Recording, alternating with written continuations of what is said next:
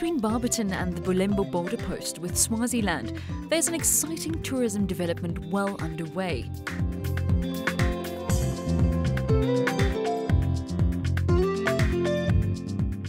The Barberton-Makonja Geotrail, Geotrail actually stands for Geology Trail, is a route that stretches from Barberton to the border with Swaziland at Geotrail.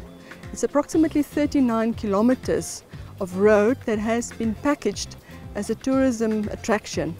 And the main attraction on this is the geology. There are at the moment 12 stopping points being developed that will have interpretation panels, and there's a book that's being written, and it's going to be websites and a Facebook page where people can access information about this geology. There's also a phase 2 that's planned, and that is the rest of the sites that have been identified as significant that will also be developed. Designed with the help of local and international geologists, it's in line with World Heritage Site objectives. This trail is set to attract visitors from around the country and around the world. What you will see is a snippet of the Earth's early Archean history. At each site is unique and gives you an insight on how the planet formed and what it looked like in the early stages. But you will also find on some of the panels that are going to be erected information about the biodiversity, the plants, the animals, and also some information about the cultural aspects of this area. Construction is in its final stages, with the finishing touches being put on the project.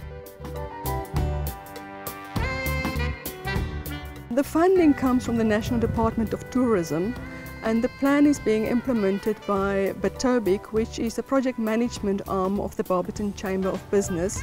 And the plan is to launch this trail before the December holidays.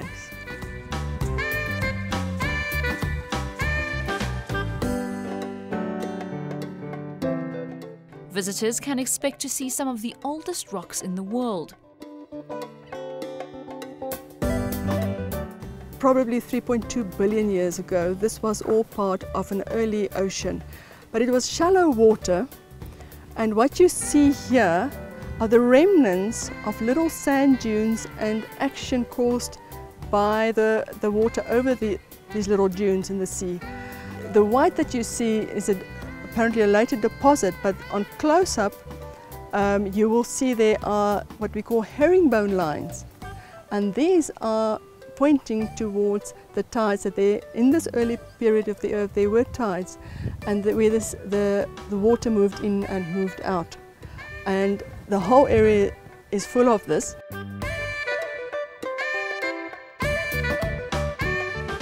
Scientists also believe that these rocks contain evidence of the early Earth and help with the understanding of how the Earth formed. What you're looking at are fossilized biomats. Now, biomats consist of single-cell organisms or bacteria, or we also refer to them as cyanobacteria, and these are, at the moment, the first visible forms of the first life, or the earliest life that we know of. It's not the earliest, but it's the most visible at the moment. The trail will have scenic lookout points, visitor facilities, bus stops, loads of information signs, and will be a great addition to South Africa's already fantastic tourism offerings.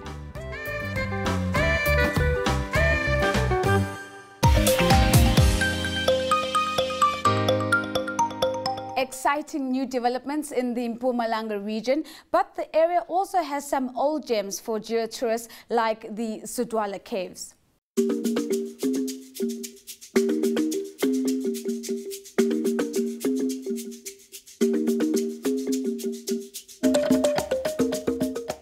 Mpumalanga is home to another interesting geological site, the Sudwala Caves, but it's not just the geology that's interesting about this cave. Well, the cave was known about for many years before it was actually opened up to the public, due to the fact that it was used in the early 1800s.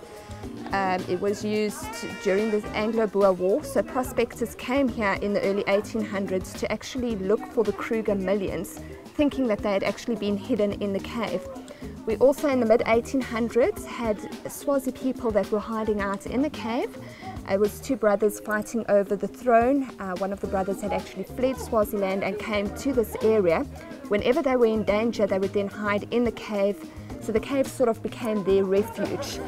And then later on in 1965, the cave was opened to the public. So people knew about the cave all along.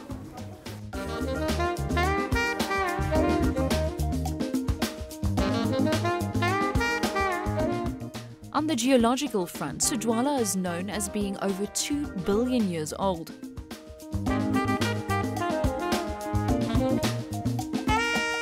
Well, the cave in general is one of the oldest dolomite caves in the world. The cave dates back to approximately 240 million years. And the dolomite is Precambrian dolomite. So this dolomite started forming approximately 2.5 million years ago. And then we've got stromatolite collenia, which is a singular, or was a singular cellular plant, which has fossilized, and that dates back to about 2 billion years ago. It's believed that these fossilized plants were the first oxygen producers on the planet. It's also a popular attraction for school excursions. Every year in the beginning of the year, we send out brochures to all the schools. We've got major discounts on our school prices. So we try and get the schools to come here so that they can see what the cave is about. They can learn from a geography point of view how the caves are formed, stalactites, stalagmites. So we like to get the schools here.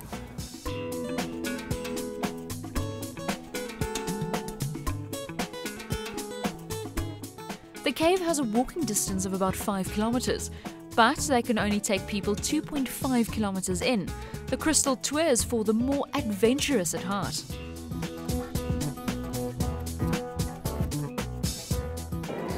Over here we're looking at a flowstone formation. It is one of the calcium formations in the cave.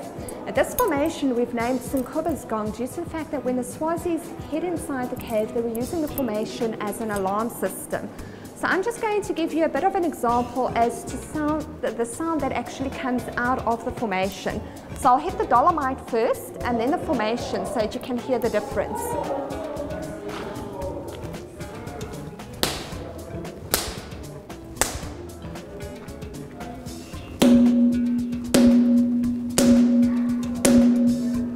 Now this sound travels through the dolomite at about 1,800 meters per second.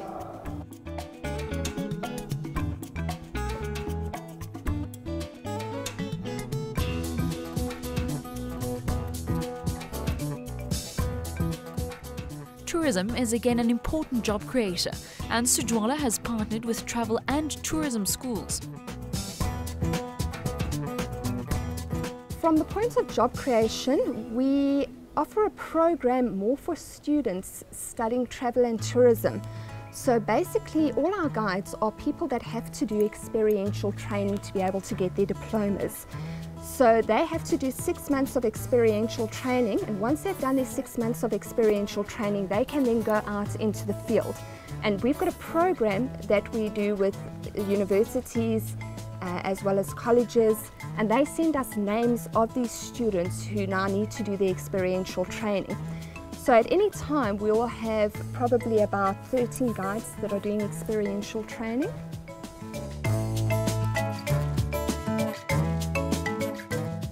The money generated by the cave is pumped back into the running costs of the cave.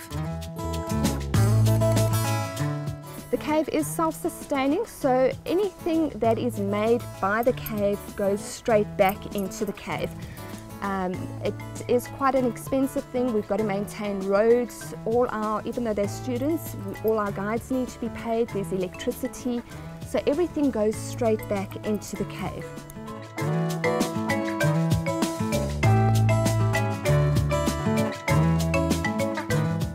Sudwala doesn't attract as many visitors as it would like, but to generate more income, it has diversified its offering.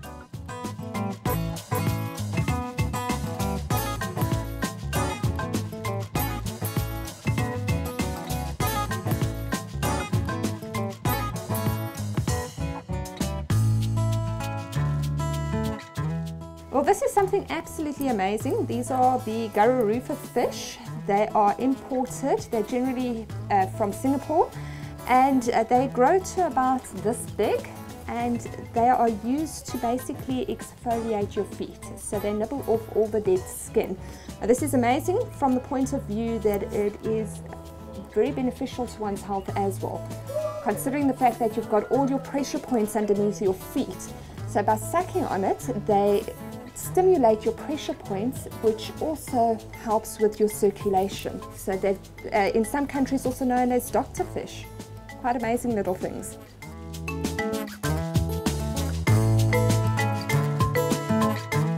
So, if you're looking for something more unusual to do on a long weekend or a holiday, then why not pay Sudwala Caves a visit?